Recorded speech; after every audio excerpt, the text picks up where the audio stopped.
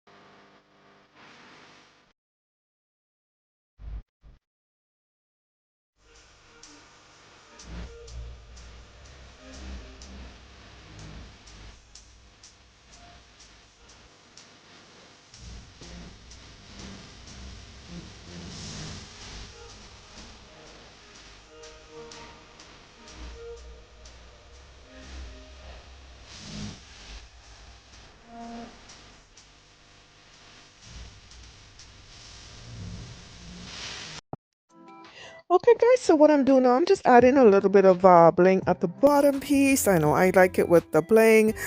Some people do not like too much bling, but I love the bling. So here it is, guys. This is such a pretty sheet to use. I used it, this is a battery operated candle that I purchased at, I think it was Amazon. I think it was a pack, I can't remember, but will leave the link below.